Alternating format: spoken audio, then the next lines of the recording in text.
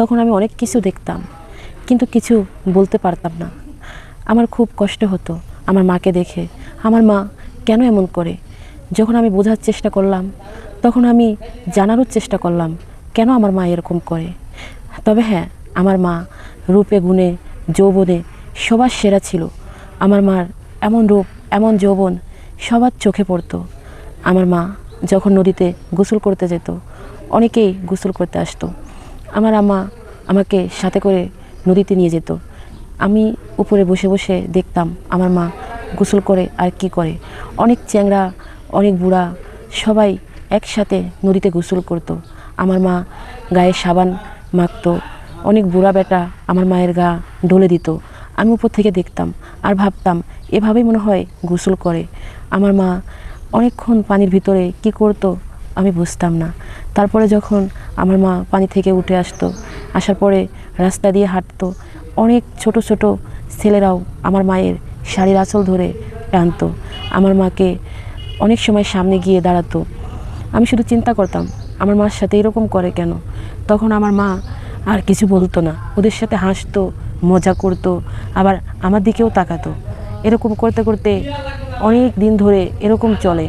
যখন বাড়িতে আসতাম, তখন আমি শুধু একা একা বসে বসে ভাবতাম যে আমার মা এরকম করে, এটা কেন, বোঝার চেষ্টা করতাম।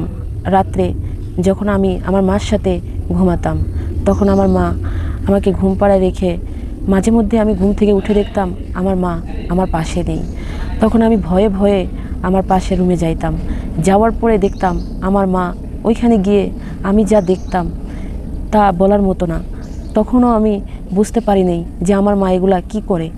অনেকগুলা কাকু আসতো আমার মায়ের কাছে। আমার মাকে কেউ জড়িয়ে ধরতো, কেউ চুমা দিত, আবার কেউ আমার মায়ের কাপড় খুলতো।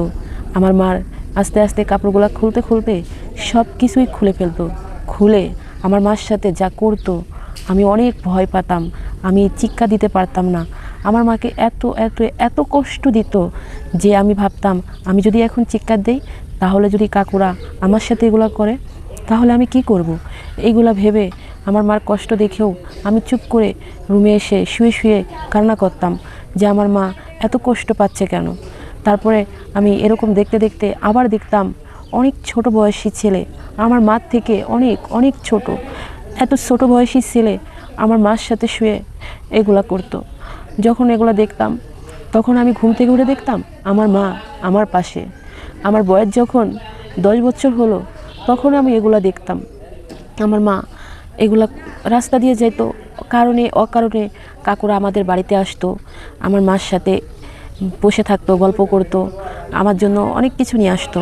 আবার মাঝে মধ্যে এসে আমাকেও কোলে তুলে নিত, আমার সাথেও মজা করতো। আমার মা এটা সহ্য করতে পারতো না।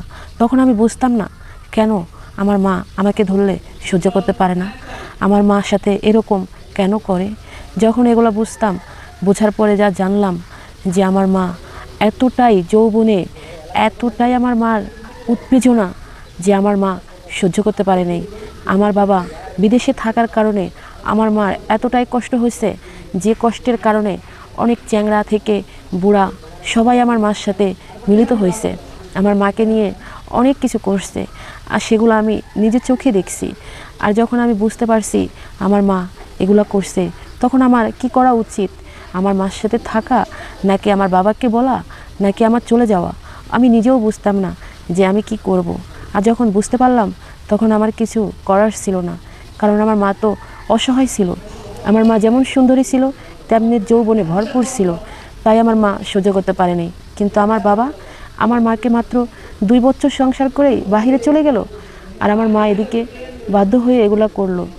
তাহলে আমার জীবনটা কোন পর্যায়ে যেতে পারে, আমি কি করতে পারি তার মেয়ে হয়ে। আমার জীবনের গল্প শুনলে আরও তো আপনারা অবাক হবেন। আমি এগুলা দেখতে দেখতে আমি নিজেই এখন আমার মার মতো হয়ে গেছি। আমি নিজেই আমার মাকে ছাড়িয়ে গেছি।